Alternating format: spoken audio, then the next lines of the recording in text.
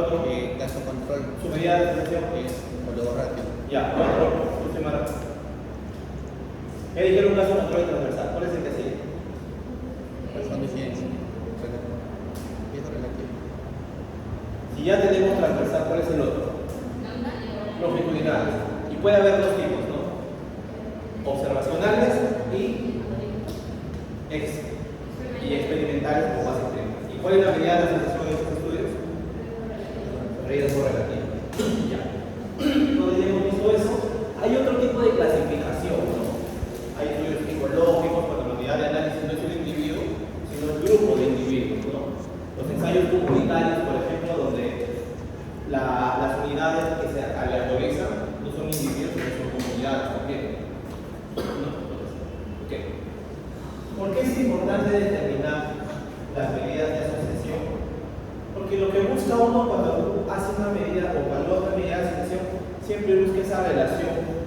Si este factor que yo considero una exposición está asociado a la presencia de un desenlace, si la exposición a heces de ratas está asociado a la seroconversión contra la leptospira en una población de perros, por ejemplo, o si la exposición a heces de un humano que ya sin conocerlo le produce mayor probabilidad de desarrollar negocios y psicosis, o si la exposición a una nueva vacuna vectorizada en granjas de pollo en comparación a las vacunas inactivadas podría ocasionar una mayor probabilidad de reducción de mortalidad, por ejemplo, ¿no?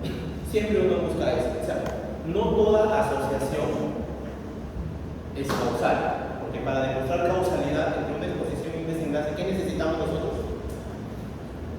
Para decir que algo es causal, díganme al menos 3 criterios de Bradford-Hill. Temporalidad, ¿por qué? ¿Qué significa temporalidad?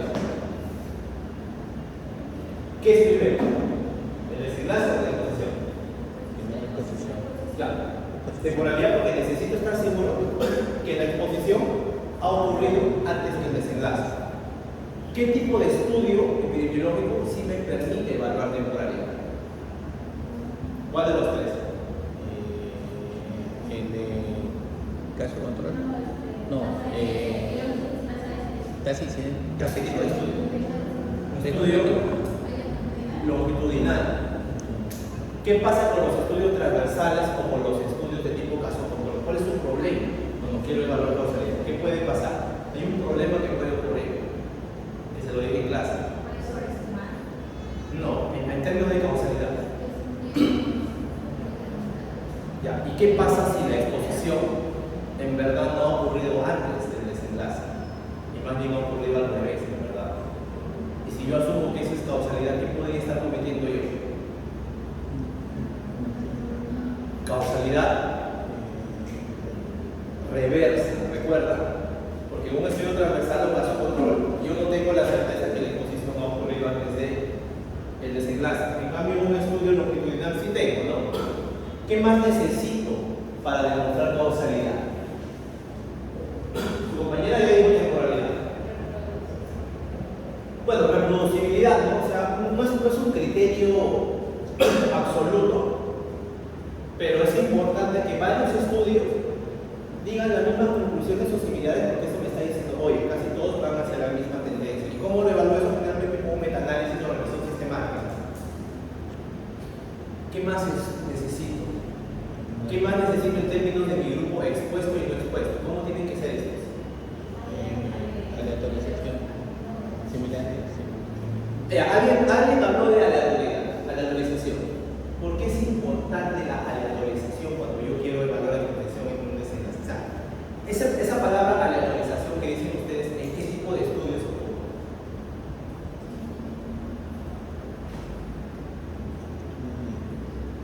¿Ocurre eso en los estudios observacionales? ¿O en qué tipo de estudio ocurre?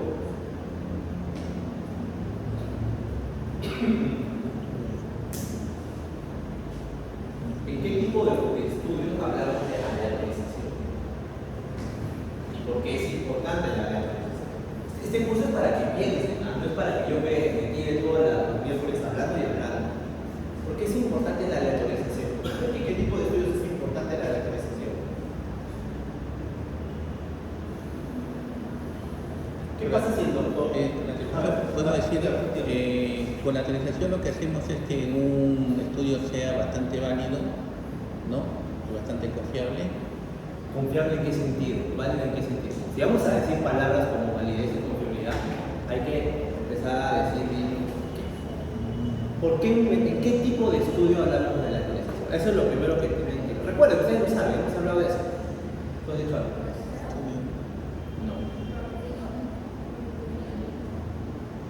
Ya, es un tipo de estudio que tiene seguimiento.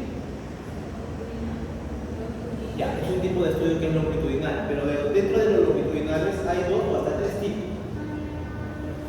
Ya, ¿en qué estudio hablamos de aleatorización?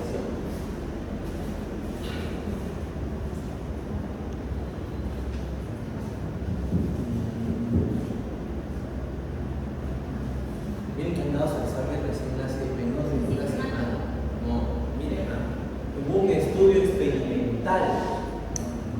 ¿Por qué un diseño experimental? ¿Qué pasa con un diseño experimental? Recuerden ustedes. ¿Qué pasa con la exposición en un diseño experimental? ¿Está bajo control de quién?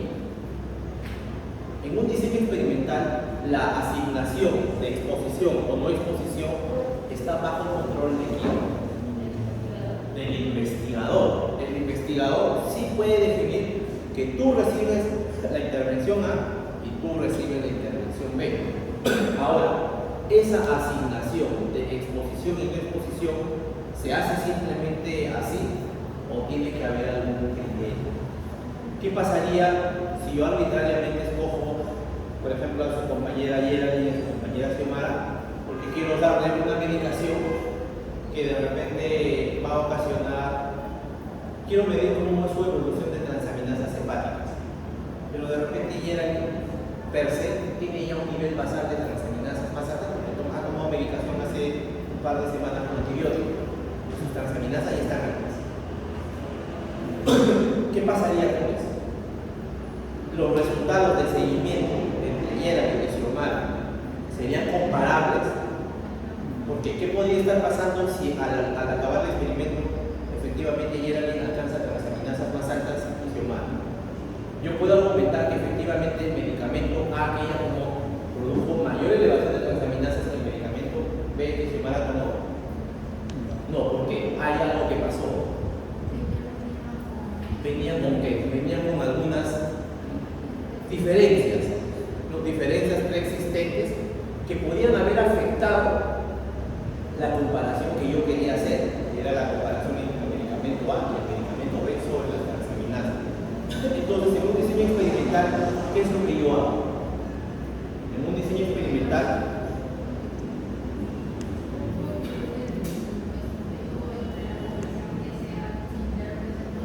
¿quiénes tienen que ser similares o homogéneos, por así decirlo?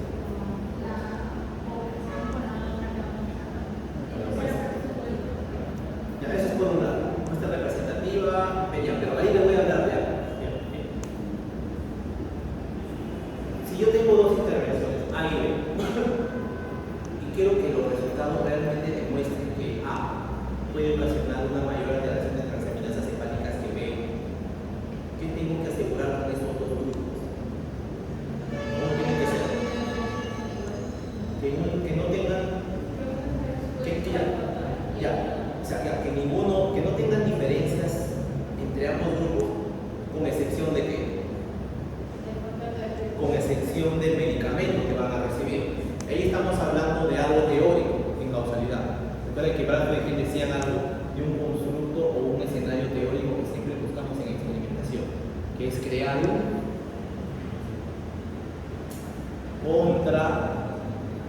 contrafactual, ¿no? Que si la señorita A va a tomar el medicamento B, yo trate de crear dentro de la población una o dos señoritas que se parezcan mucho a ellas, su misma edad, su mismo IMC o índice de masa corporal, niveles similares de transaminasas hepáticas, para que esos factores no afecten la comparación que yo quiero hacer entre ellas y sus gemelas, que vayan a tomar A y que vayan a tomar B. Eso ocurre en un diseño experimental. En un estudio cuasi experimental, ¿eso puede ocurrir o no? ¿Cuál es el problema de los cuasi experimentales? Su misma palabra lo dice, ¿no? ¿Qué pasa en un estudio cuasi experimental? ¿El investigador tiene control sobre la exposición? Sí tiene control sobre la exposición, pero ¿qué no puede hacer? Exacto, como ya le dice, el investigador puede decir quién toma la exposición, y generalmente es en comunidades. En comunidades ocurre esto, ¿ya? Pero no puede aleatorizar, ¿ya? Y un estudio observacional, obviamente, ¿por qué se caracteriza?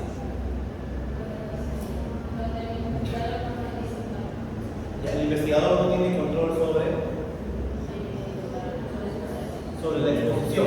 Él no puede definir quién se expone, quién no se expone, ni cuál es el desenlace. Eso simplemente ocurre, pero él tiene dos grupos o dos poblaciones cuya exposición o no exposición está determinado por las características del producto.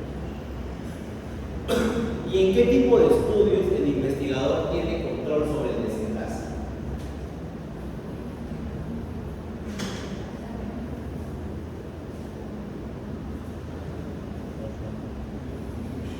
¿En qué tipo de estudios el investigador sí tiene control sobre el desenlace, pero no sobre las exposiciones? ¿Cuál de los estudios?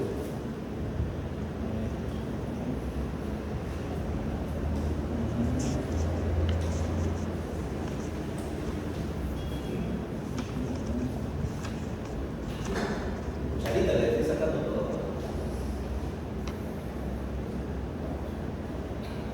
Ese estudio que parte al revés. No. Porque el retrospectivo cohorte igual, hay seguimiento. Y no hay control sobre la exposición ni sobre el desenlace. Hay control sobre la exposición, pero no sobre el desenlace. Pero ¿cuál es ese estudio donde el investigador tiene control también sobre el desenlace? El estudio caso-control. Porque caso-control, el investigador, él define quiénes selecciona, quién tiene la enfermedad y selecciona a individuos que no tengan la enfermedad, pero que provengan de la misma población de donde viene el paciente enfermo, ¿no? Para comparar sus exposiciones pasadas. Si alguna de esas exposiciones pasadas está asociado a los casos o los controles. La medida de asociación, como dijo el doctor, era el OR, porque va a comparar el post o la chance de exposición en los casos versus la chance de exposición en controles. ¿Por qué no voy a comparar prevalencias ahí? Porque la enfermedad no ocurre al azar. La frecuencia de la enfermedad no ha ocurrido al azar, sino ha ocurrido ¿por qué? Por efecto del investigador. Recuerden que yo le dije que siempre que nosotros hablemos de prevalencia, estamos hablando de un proceso aleatorio, en una población aleatoria. Se dan cuenta que estamos empezando a integrar todos los conceptos. Ya empezamos a hablar de enfermedad, aleatoriedad, extremos. Recién estamos empezando a integrar todos los conceptos de él, ¿no? Por eso les dije, lean el Gordes. El Gordes es un bíblico para estudiar epidemiología. Ese libro que les he mandado, lean. El Gordes, el miedo, también el paciente, ¿no? Y como decía su compañera, por eso quería llegar a ese tema. Los estudios experimentales, estos ensayos clínicos que le llamamos, ¿no? Son bonitos porque demuestran, es el nivel más alto para demostrar causalidad, ¿no? Que una exposición se asocia a un desenlace porque voy a tener temporalidad, porque yo voy a aleatorizar para hacer que solo la exposición sea la que ocasione o no ocasione el desenlace. Pero eso ¿qué va a involucrar? Va a involucrar que yo voy a tener que definir un conjunto con una serie de criterios de selección para los participantes, porque evidentemente participantes con niveles altos de determinado factor que pudiera afectar el diseño del estudio no van a poder ser incluidos. Entonces, tiene criterios de selección bastante rigurosos para asegurar la validez interna de los estudios. Si habíamos hablado de validez interna y externa, parece, ¿no?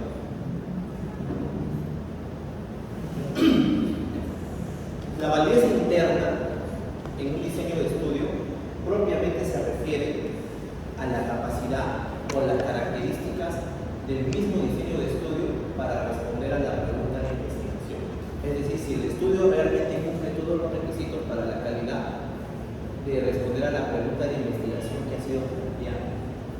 Pero por otro lado tenemos la validez externa. ¿Y qué es la validez externa? es la capacidad de un estudio de representar con gran exactitud los eventos que podrían ocurrir hacia la población.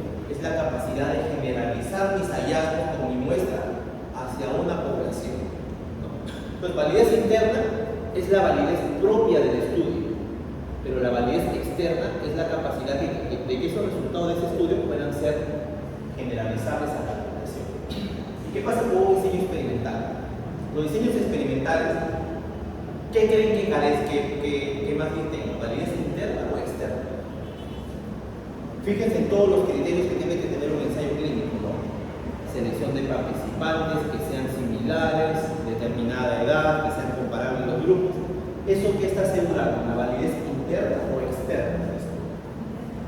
Interna, ¿no? Porque estoy creando una serie de requisitos que van a asegurar que mi análisis sea bien específico y bien determinado en nuestra solamente el propósito de investigación, que es que la exposición sea social en clase. Pero ¿qué pasa con la validez externa? ¿Qué creen que tenga ese estudio? ¿Los estudios clínicos o experimentales tienen buena validez externa o no? ¿Qué creen que pasa en términos de representatividad? ¿Ustedes creen que esos pacientes terminan siendo representativos de toda la población? No, como dice su compañera. ¿Por qué? Porque he seleccionado un grupo de pacientes cuyas características eran idóneas para el estudio, pero estos no necesariamente representan a toda la población. Entonces, un diseño experimental, por lo general, tiene muy buena validez interna, pero carece de validez externa. Es por eso que los diseños experimentales, los ensayos clínicos, por ejemplo, o el estudio clínico de campo, siempre se tienen que replicar en diferentes escenarios. Este estudio de Sinopharm se hizo en Perú, también se hizo en población de Arabia, creo, se hizo en China, se hizo en varios países, porque tenían que evaluar si los resultados justamente eran consistentes bajo diferentes contextos, porque carecen de generalizabilidad. Tienen buena validez interna, pero no muy buena validez externa. Por otro lado, los estudios como los de prevalencia, sí más bien tienen buena validez externa, porque lo que yo hago para un estudio de prevalencia, como dijo su compañera, defino un marco muestral. Con un muestreo aleatorio que estoy asegurando que esa muestra que sea representativa de la población, ¿no? Entonces, si selecciono una muestra de un tamaño de muestra suficiente para una pregunta de investigación y un muestreo aleatorio, los resultados de esta muestra, con cierto grado de error aleatorio, van a poder ser generalizables a la población, pero no tienen muy buena validez interna. Entonces, los diseños de estudios cumplen su función de acuerdo a los propósitos de investigación. ¿Ya?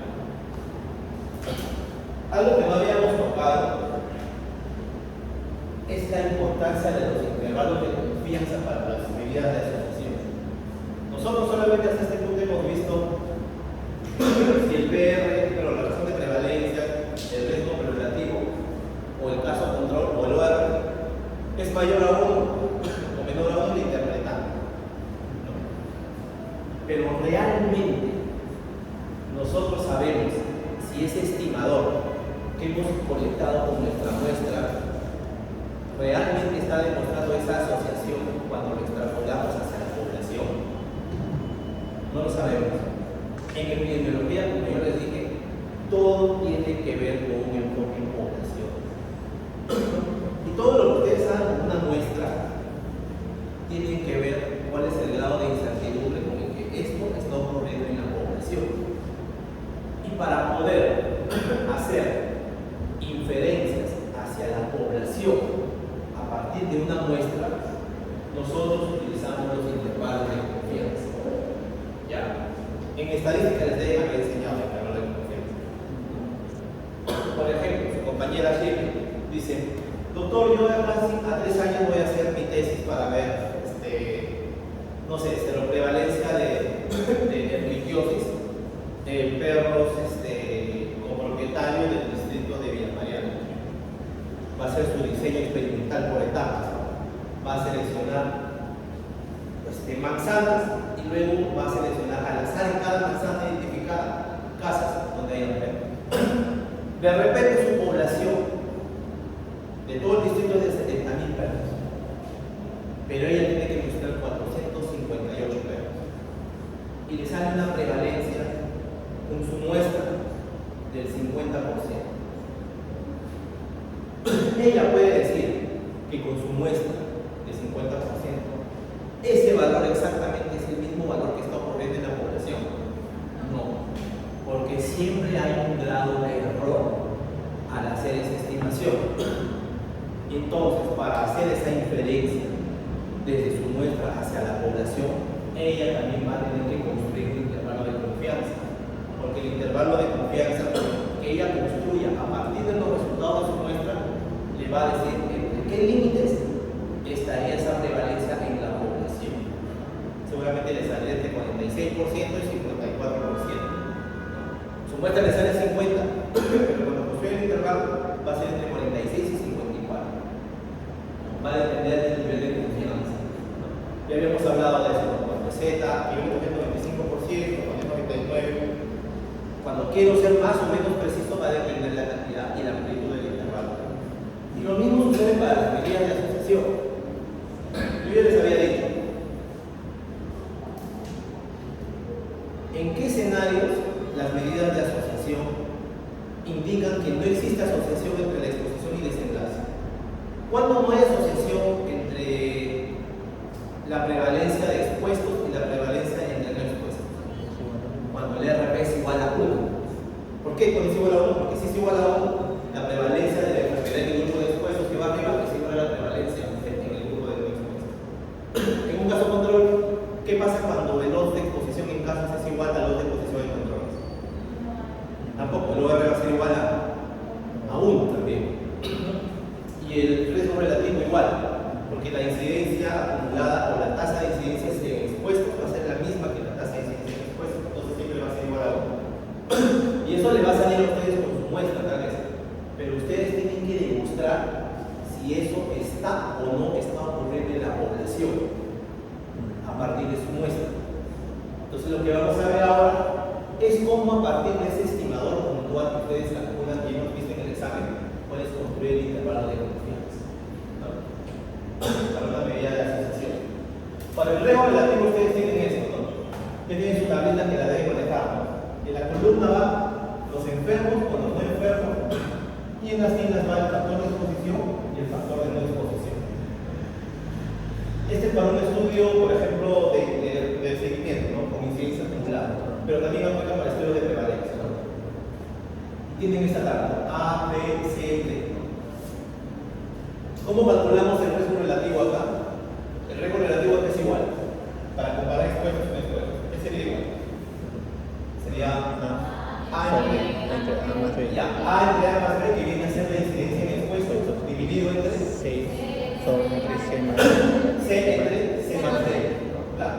La incidencia en expuestos versus la incidencia acumulada en expuestos. Ya. Pero nosotros necesitamos construir el intervalo de confianza, porque este estimador solo nos va a dar el valor puntual en nuestra muestra. Pero si queremos saber entre qué límites se encontraría este estimador en la población, nosotros necesitamos construir el intervalo de confianza de este riesgo relativo, su límite inferior y su límite superior. Y existe una fórmula para calcular eso. Simplemente lo que haces es esto: riesgo relativo multiplicado por el exponencial, que es 2.72, ¿ya? Elevado a todo esto, a menos 1.96 o más 1.96. Tienen que hacer los cálculos. ¿Por qué? Porque este cálculo de acá, ¿qué les va a calcular? El límite inferior. Y con el valor positivo van a calcular el límite superior. Y tienen que reemplazar por eso, ¿no? Menos 1.96 por la raíz cuadrada de esto.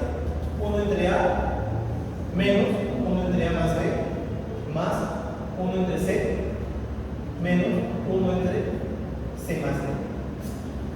Y de esa manera ustedes van a poder calcular el límite inferior de su riesgo relativo y si lo multiplican por el valor positivo van a obtener el límite superior del riesgo relativo.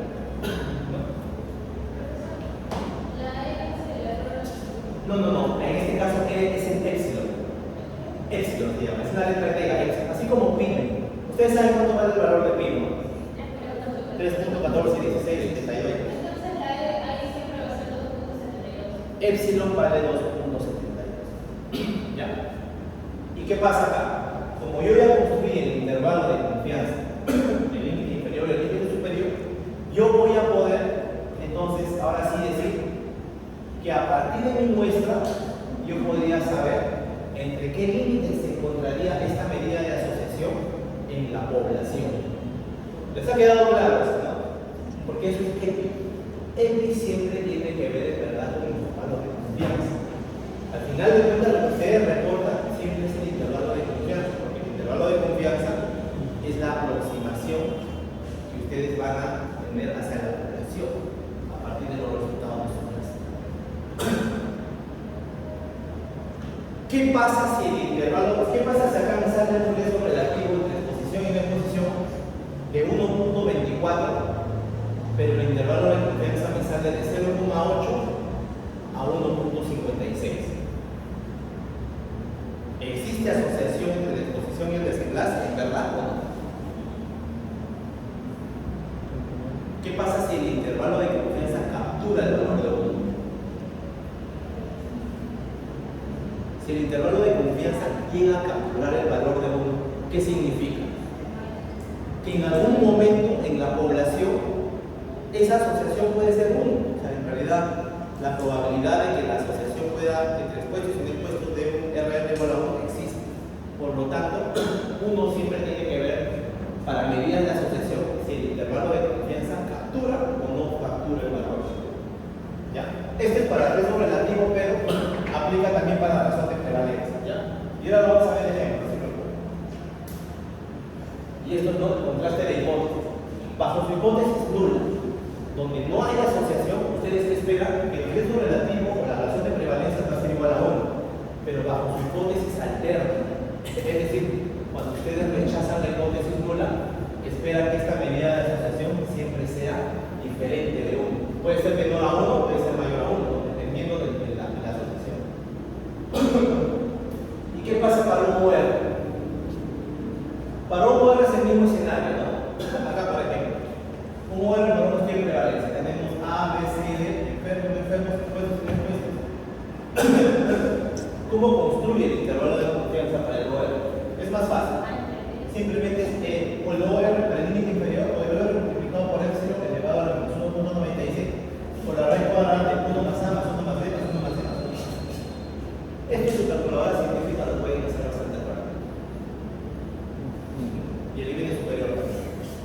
Y lo mismo, tienen que evaluar si el OR captura o no captura, el intervalo de confianza del OR captura o no captura el valor de 1. Si captura el valor de 1, es que en realidad en la población ese OR no es estadísticamente significativo, porque en algún momento está capturando el valor de 1. ¿Ya? ¿Se ha quedado claro? ¿Seguro? Ya, lean el libro, lean el Word. Lean ese libro, Google, o sea, para leerlo, lo mejor que pueden hacer es leer aparte de esos textos. Profesor, dijo, se evalúa si el riesgo relativo captura o no. Claro. ¿Qué significa que en algún momento del estudio En la población, en la población el OR en realidad puede ser igual a 1. Cuando es igual a 1, no hay asociación. Claro. Ahora sí vamos a partir con ejercicios. ¿Ya? Empezamos entonces. Dice, un estudiante del último año desea evaluar las lesiones de la meningitis en equinos según la exposición a alimentación exclusiva con concentrado en los últimos 3 meses, ¿no? Para lo cual plantea un estudio de tipo caso-control y revisa historias clínicas obteniendo los siguientes resultados. Este estudiante ha querido ver si existe asociación entre el tipo de alimentación o el uso de alimentación con alimento concentrado exclusivo y el desarrollo de la meningitis en caballos. Tiene lógica, ¿no? Ustedes saben de que la meningitis, uno de los factores de riesgo es el consumo de granos. Él no quiere hacer un estudio prospectivo porque de repente es muy costoso, así que imagínense cuánto puede costarse 500 caballos desde que empieza su entrenamiento hasta que desarrolla la meningitis. ¿Cuántos años? Meses, perdón. Quiere hacer su tesis con ustedes. Entonces dice, bacán, yo sé que en ese establecimiento del potato hay varios caballos con la meningitis y deben haber caballos sin la meningitis. Voy a revisar sus fichas clínicas y yo yo voy a seleccionar animales casos y animales controles, los caballos van a tener que ser caballos de la misma edad, del mismo peso, y voy a evaluar sus exposiciones con respecto a alimentación y manejo para ver si hay asociación. Está diseñando un estudio caso control para su tesis, ¿sí? Rapidito. Y obtienes los resultados. Acá es este tipo de alimento, ya es concentrado o no concentrado. ¿Sí? Y estas son las lesiones del local, que en este caso es la minitis. Tienes los casos con la minitis, estos casos sin la minitis, los que fueron alimentados con granos y los que no recibieron una alimentación con granos exclusiva durante los últimos 3 meses. Es una exposición pasada. ¿Qué quiere determinar ese estudiante? Quiere ver cuál es la medida de asociación adecuada para el diseño de estudio. ¿Qué medida de asociación le permitiría a él responder a su pregunta de investigación? El odds ratio. ¿Por qué no puede ser razón de prevalencias? Porque la definición del evento no es aleatorio. Él ha seleccionado casos con la minitis y casos sin la minitis. Ya, entonces vamos a calcular la medida de asociación con su intervalo de confianza. Para un estudio caso control, ¿yo qué cosa comparo? El OR. El OR compara el odds de enfermedad en expuestos o el odds de enfermedad o el odds de exposición en los casos. En un OR, yo comparo el odds de exposición en casos versus el odds de exposición en controles, ¿no? Entonces, ¿cuál es el odds de exposición en casos? En los casos, mi odds de exposición sería 53, que es el que come concentrado exclusivamente, entre 48, que no come exclusivamente. El odds de exposición en casos es igual a 53 entre 48, y el odds de exposición en los controles es igual a ¿qué? A 96 entre 5,4. Qué bacán. Y ahí hice mi análisis y acá me sale 1.20. Hasta acá llegamos la semana pasada, ¿no? Y ustedes pueden decir, profesor, acabo de demostrar que efectivamente el odds, ¿cómo te parece en esto?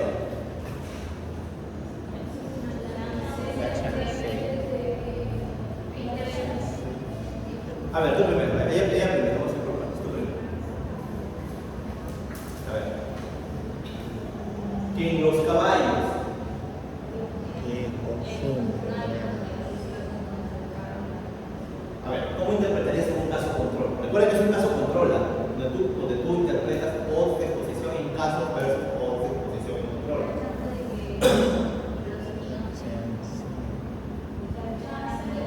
Y a ver, Que consumo. ya. Alimentados con granos es de 1.20 o 20% mayor en comparación con el chance de la minitis en caballos alimentados con Ya, granos. está bien, pero ahí lo estás interpretando como un estudio transversal, porque está diciendo el odds de la minitis, como si el desenlace fuera lo que tú quieres comparar, pero tú quieres comparar exposiciones. Sería más bien en los caballos que desarrollaron la minitis, el odds o la chance de que estos hayan estado consumiendo concentrado de manera exclusiva es 1.20 veces el odds que se observó en los caballos que no desarrollaron la minitis. Porque tú estás comparando el odds de exposición en casos versus control. Por ejemplo, el odds de haber consumido concentrado de manera exclusiva en los casos es de 1.2 veces o 20% más en comparación a los controles, porque es un estudio caso-control. Como tú estabas diciendo, está bien, pero eso es asumiendo que esto fue un estudio transversal, donde comparas enfermedad en expuestos versus no expuestos. Entonces, si yo viera esto, ¿yo qué diría? Profesor, entonces, si hay asociación, entonces el tipo de alimento está asociado al desarrollo de la minitis, según mi caso-control. Pero yo te voy a parar y te digo, un momento. Tú me estás contando solo la mitad de la historia, porque me estás diciendo lo que has encontrado como muestra. Pero yo cómo sé que esos resultados reflejan los hallazgos de toda la población o de otras poblaciones que sean similares a la muestra que estás utilizando. Para eso, ¿qué necesito construir? Intervalo de confianza para el poder. Y fácil, ¿no? Para el límite inferior es el OR multiplicado por 2.72 elevado a menos 1.96 entre paréntesis la raíz cuadrada de todo esto, que habíamos visto que sería 1 entre 53 más 1 entre 48 más 1 entre 97 estimaciones de 104. Eso me sale 0.74. Háganlo su calculadora. No sé si pueden ahorita, pero estamos en la 12 y en realidad. Y luego calculamos el límite superior. El límite superior simplemente sería el valor positivo. Y me sale a 1.94. Entonces ese cuento. El OR me ha salido 1.2, pero el intervalo de confianza va desde 0.74 a 1.94. ¿Qué dicen ustedes? ¿Ese OR es estadísticamente significativo o no? ¿Realmente existe asociación entre el consumo de alimento concentrado y el desarrollo de la amimitis o no?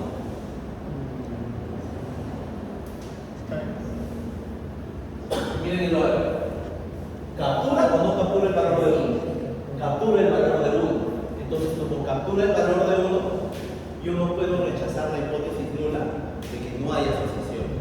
Porque aparentemente, si yo extrapolo este valor en la población, no rechaza la posibilidad de que no haya asociación.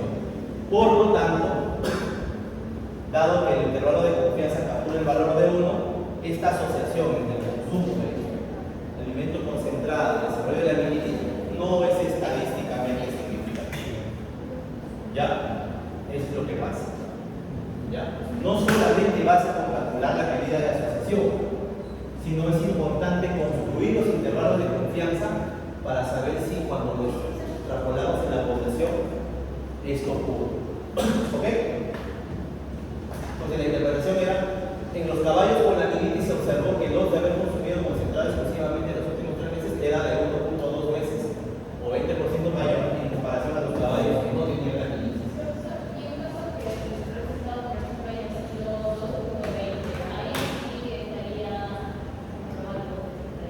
Depende, tienes que construir el intervalo de confianza. No, pero ¿cómo es el intervalo? Si sale, por ejemplo. Imagínate que salga 10.2, pero luego el intervalo captura 1, no hay asociación. ¿Cuál es el problema? ¿Por qué no podría haber asociación? ¿Por qué el intervalo de confianza podría capturar a 1? Puede ser porque efectivamente no hay asociación, pero a veces también tiene que ver con el tamaño de muestra. Y eso ya lo viste en clase, ¿no? A veces cuando la muestra es muy pequeña, el intervalo de confianza es muy amplio. Por eso ya les dije en clases el tamaño de muestra. Es bien importante que cuando hagan sus estudios de tesis, hagan un cálculo del tamaño de muestra. El cálculo del tamaño de muestra justamente va a evitar de que ese problema del error aleatorio se dispare por el número insuficiente de muestras. Podría ser un factor determinante. ¿Ya? Y para los que tienen estado o quieren descargar el comando del programa que es libre para ustedes, estudiantes de la universidad, pueden descargar Stata. Esto también lo pueden hacer directamente en Stata. El comando para hacer en Stata se llama CC, Case Control Non Static. ¿Qué es lo que tienen que poner? Simplemente los valores de sus resultados. El odds en expuestos, el odds en los casos que sería 53-48 y el odds en los controles, 96 y 104. Con esto el estudio, chicas, hagan caso acá, por favor. No se sientan con la calculadora, pero que están haciendo caso con esto. Con esta pueden armar una tabla de su estudio caso-control, donde acá tienen los casos expuesto, inexpuesto, controles expuesto, inexpuesto, y el programa les va a dar el valor del OR y les va a dar el intervalo de confianza del OR. O sea, si no quieren hacerlo con calculadora, lo pueden hacer también si desean en Stata. ¿Ven ustedes? Para el examen pueden hacer en Stata esencial.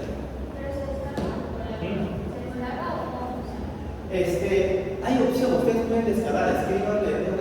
Voy a buscar la página para que puedan solicitar el link de descarga, porque como estudiantes de la universidad, ustedes tienen acceso a una licencia oficial de Stata por un año. Entonces, los estudiantes de la universidad tienen acceso al software original, ¿no? Porque el software pirata cuesta caro, la licencia como $5 por año. Pero ustedes como estudiantes sí pueden utilizar. Y este es el programa que se usa para análisis estadístico, que podrían descargarlos, hacerlo ahí. ¿Qué pasa en un estudio de tipo transversal? Dice, Se está llevando a cabo un estudio transversal para determinar si las actividades mineras están o no asociadas a la afectación de la salud en el ganado bovino, evaluado en función de la presencia de alteración hepática. O sea, para hacerlo más fácil, quieren ver si la cercanía a la actividad minera está asociada a alteraciones hepáticas en población de ovinos. El plomo, lo velado, podría tener algún efecto en el ganado. Para lo cual se hizo un estudio transversal. Ya saben, un estudio transversal, exposición y desenlace se mide al mismo tiempo. No puedo demostrar causalidad porque no tengo temporalidad. Estoy midiendo ambas cosas al mismo momento. Solo puedo decir si hay asociación. Y tenemos los resultados acá. Presencia o ausencia de actividad hepática, esa es la alteración, es el desenlace y la exposición. Si el animal consumía pasturas de zonas cercanas a actividad minera o de zonas alejadas a actividad minera. ¿Qué medida de asociación me permitiría evaluar esto? Razón de prevalencia, ¿no? Para la razón de prevalencia, ¿qué necesito? La prevalencia en expuesto versus la prevalencia en no expuesto. ¿Cuál es la prevalencia en expuestos? Sería 36 entre 36 más 458. Los expuestos, porque viven cerca a zona minera. Y los no expuestos es la prevalencia de alteración hepática en los que viven en zonas alejadas a zona de influencia minera. El RP me sale 2.24. Si yo no veo un intervalo de confianza, ¿cómo interpretaría este 2.24? ¿Qué significa esa razón de prevalencia? ¿Cómo interpretan 2.24? Más del doble, ya, más del doble ¿qué?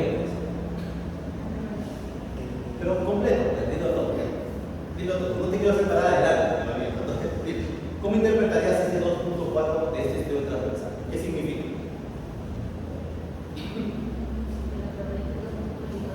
La prevalencia de qué? La prevalencia de alteraciones hepáticas en ganado bovino de qué tipo. Estás comparando expuesto versus no expuesto. Entonces tienes que decirlo bien. ¿Qué significa 2.24? Que en los bovinos que viven o se alimentan de pasturas cercanas a zonas mineras, la prevalencia de alteraciones hepáticas es de 2.24 veces la prevalencia que se observa en ganado bovino que vive en zonas alejadas. Acá no lo puedo, porque es mayor de 2. Tendrías que decir que es 124%. Tiene lógica. Es decir, es 2.24 veces. O como tú lo dices de una manera ya más informal. A la hora de atracar el pleito, por ejemplo, es bonito. Cuando tú quieres, en redacción científica, uno evita utilizar números y a veces también intenta magnificar el evento. Puede decir, se observó que el riesgo de alteraciones hepáticas por la prevalencia fue más del doble, ¿no? Es una medida impactante, ¿no? Como decir, más del doble la presencia de alteraciones hepáticas mediante el consumo de pastura de zonas mineras. Entonces, ahí se utiliza bastante eso, ¿no? Para que contraste lo que tú redactas con lo que van a ver en la tabla. Pero acá quiero que aprendan eso. Entonces es 2.24 veces. Pero necesitamos, ¿qué cosa? El intervalo de confianza, ¿no? Necesitamos el límite inferior. Ya, acá me he confundido porque acá es menos. Acabo de dar cuenta. Quiero ver si lo puedo corregir. Tenemos más de los cosas.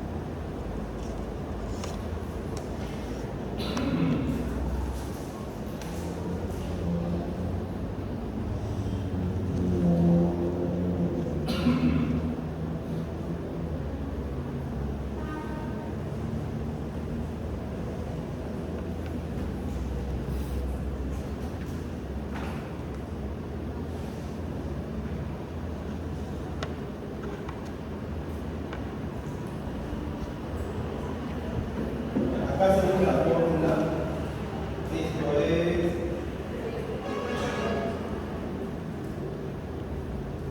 es menos, ¿no?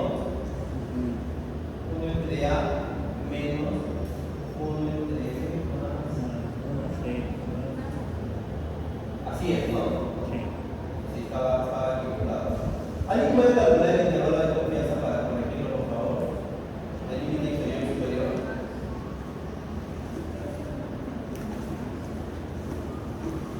Profesor, ¿es menos en todos? O sea, en la No, fíjate la fórmula de RP. sí, de RP. De RP de RR, ¿no? En vez de OR sería RP, ¿cierto? ¿Qué? En vez de lo de RP sería RP también. Acá está bien. Esto es. Claro, el intervalo de confianza para el resto relativo es 1 entre A menos 1 entre A más B más 1 entre C menos 1 entre C más D. Correcto, porque yo había hecho a todo la vez sumado. Entonces lo que quiero es que me construyan el intervalo de confianza. No debe salir 1.30, debe salir otro valor. Y yo, me sale 1.30 si hubiera sumado todo. Voy a intentar hacer una diferencia.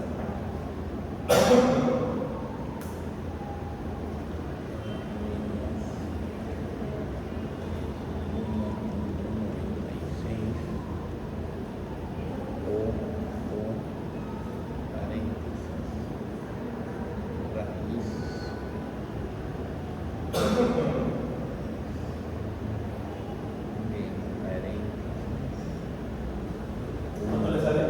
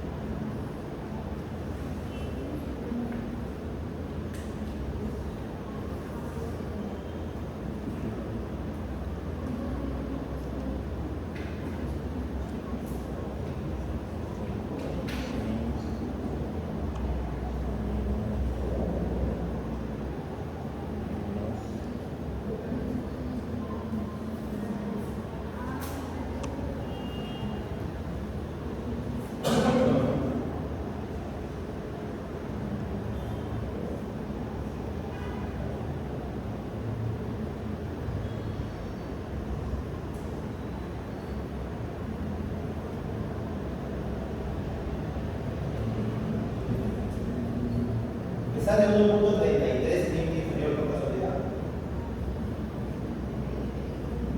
Debe ser, ¿no? A mí me sale 1.33.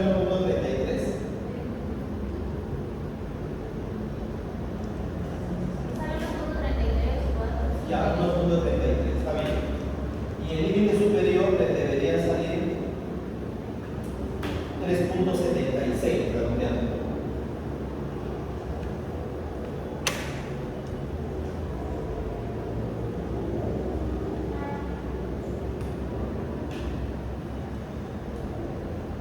Vamos a corregir entonces 1.33 Y y 3.76. el límite superior, ¿no? Superior, límite inferior y límite superior. 4.2 sale. ¿Qué? 4. No, a mí me sale 3.76, porque acá sale 3.75, ¿no? Algo debe ser equivocado. Lo único que tienes que hacer es cambiar en la calculadora, cambiar el menos por más. Algo debe ser equivocado. Porque a mí me sale escrito cuando lo hice en la calculadora. Lo revisé en mi casa ya, pero o sea, lo que hemos hecho era hemos demostrado que estamos acá. De lo ven eso, pero miren, el límite inferior sale 1.33 y el límite superior sale 3.76.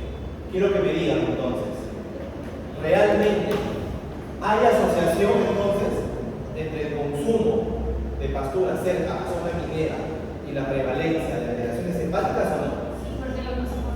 No captura el valor de 1. En todo momento es mayor de 1. En todo momento la prevalencia de alteración hepática es mayor en ovinos que viven en zonas cercanas a influencia minera que en ovinos que viven en zonas alejadas a influencia minera. Eso es lo que nos está diciendo este ejercicio.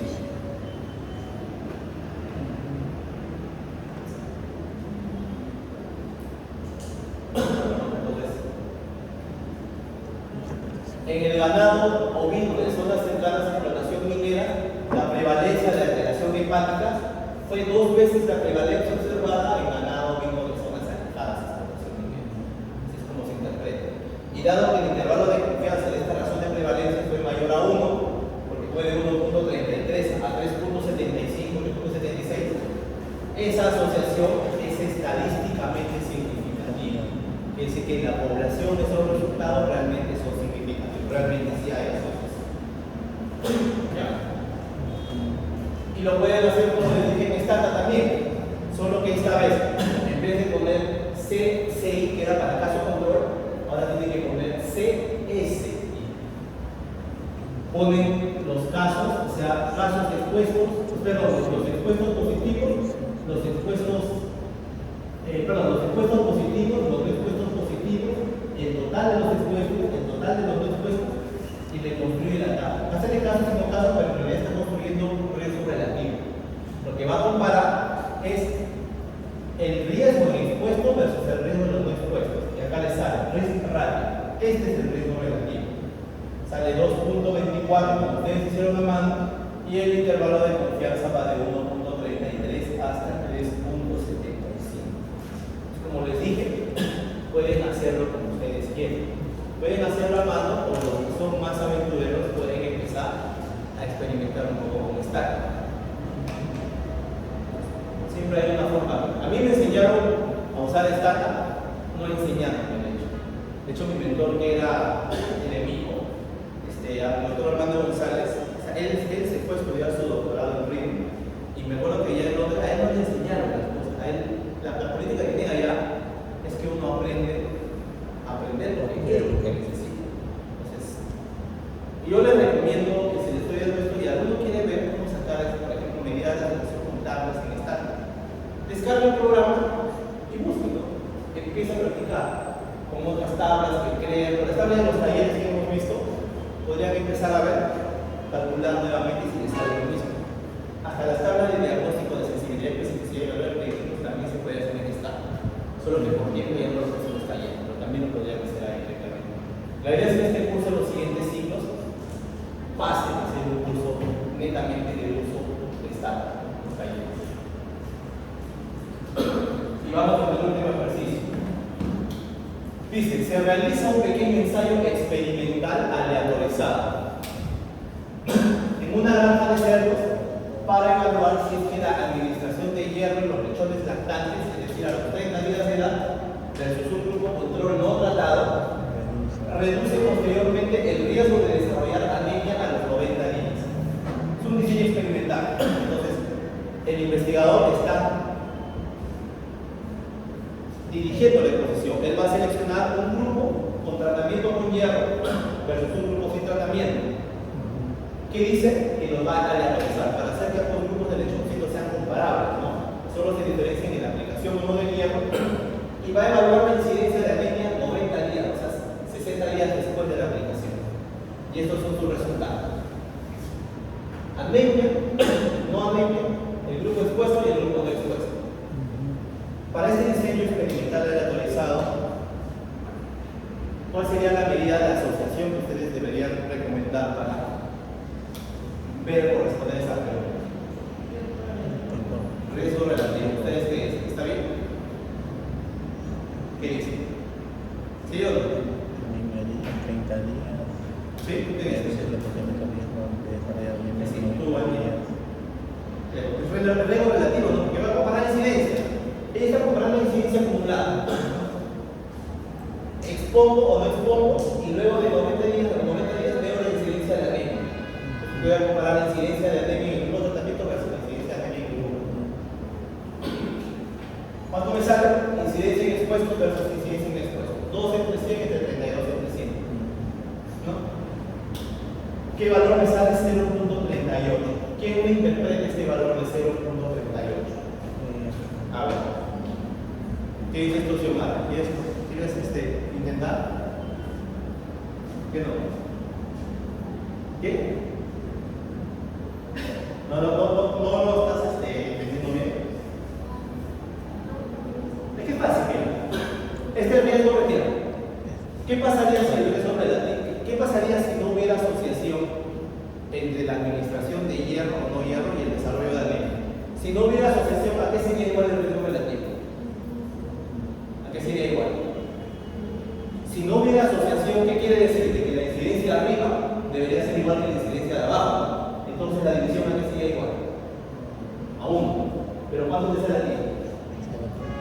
¿Qué quiere decir? ¿Quién tiene menor incidencia? ¿El grupo expuesto o el grupo no expuesto? El grupo expuesto tiene menor incidencia, porque la división me está saliendo un valor menor a 1. Entonces, ¿qué significa este 0.38? Que el riesgo de desarrollar anemia en los cerdos que recibieron hierro es de 0.38 veces el riesgo que se observa en los lechones que no recibieron. Y si lo queremos interpretar como porcentajes, ¿cómo lo diríamos? De una manera más elegante. El riesgo de desarrollar anemia en el grupo tratado se reduce en 62% en comparación a los lechones que no recibieron. Pero nuevamente necesitamos corroborar los intervalos de confianza, ¿no? Y acá también me equivoqué. No, se sale eso. No puede salir menos. ¿Qué es menos? Yo lo hice con menos y más o menos. ¿Sí? Sí. Pero el informe está mal. Pero sale 0.20 y abajo 0.69. Es menos más menos. Sí.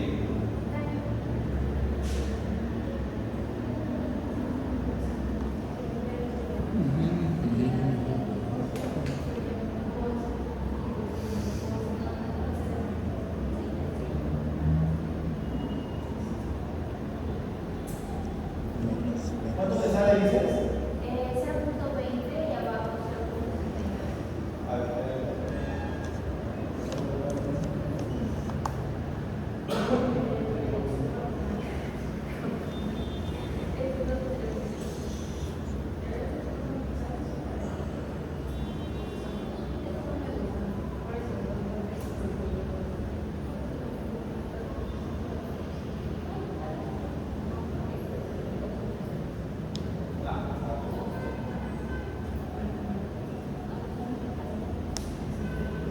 A mí me sale arriba 0.2078. Ya. Pero, o sea, en el límite inferior. Y el límite superior me sale 0.6946.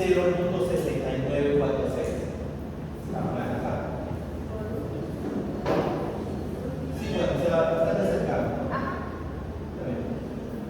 0.69 y abajo me sale 0.20. Ya. Ahora sí, entonces ya construimos. ¿Qué me dice? ¿Es estadísticamente significativo este riesgo relativo o no? Sí. ¿Captura o no captura el valor de 0? Va de 0.2 a 0.69. ¿Captura el valor de 0? ¿De 1, perdón, o no? No captura el valor de 1. Quiere decir que en todo momento es un factor de riesgo o un factor de protección.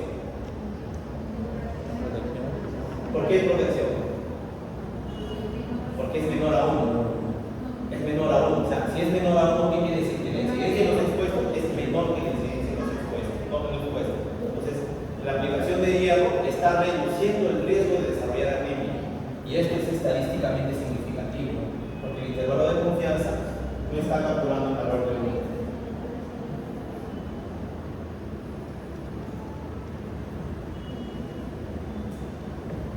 Faltaría corregir el primer ejercicio nomás. ¿Qué? Faltaría corregir el primer ejercicio nomás. No, el primer ejercicio está bien. Ese control sí es positivo. 1 más A más 1 más B. ¿Ya? Entonces, ahí tienen ustedes los ejemplos de construcción de intervalos de confianza para medidas de asociación. Para un caso control, para un transversal y para un estudio experimental, un estudio de cohorte. En este caso es un diseño experimental. Esto, como le dije, también lo pueden hacer en Stata y podrían hacerlo de esta manera. Los casos en expuestos, los casos en no expuestos, el total de expuestos, el total de los no expuestos. Perdón, el total de los, o sea, los casos expuestos, casos no expuestos, no casos no expuestos, casos no expuestos. Con eso calculan el riesgo relativo 0.375 y el intervalo de corresponde 0.20, 0.685. No es tan exacto, ¿no? Pero esa es la construcción del intervalo de corresponde. Le da más valor, incluso se calcula la diferencia de los riesgos, que es una medida que hay en epidemiología le llaman riesgo atribuible. No lo hemos mencionado porque así se abre el posgrado. Es otro tipo de análisis, pero acá nos lo da, ¿no? Y nos da incluso una prueba de chi cuadrado para comparar los poderes. Está tan un montón de cosas, de verdad. Solo es entender. Por eso es que le digo, o sea, sería bonito un curso de estadística e investigación, donde se puede hacer aprovechar el uso de este software para que lo entiendan. Listo, chicos, con eso acabamos mi idea de la asociación. Entonces ya está Google, ya sabe qué es un OR, qué es una razón de prevalencia, qué es un riesgo relativo, en qué tipo de diseño se debe utilizar. Esto es importante porque la siguiente semana que vamos a empezar a hablar principalmente de confusión, que es un tipo de sesgo. Vamos a ver cómo hay formas de corregir este efecto de confusión que vamos a verlo, y una de ellas es en los modelos de regresión. Cuando hagamos modelos de regresión, principalmente modelos de regresión logística, vamos a nuevamente ver la interpretación de los modelos. ¿Ya? Así que, entonces, preparado, porque esa es la parte un poco más pesada de los modelos de regresión. Es bonito la interpretación. Entonces, les va a servir al final también para subir a cadena. Listo, chicos, ahora pueden irse a sus casas. Descansar.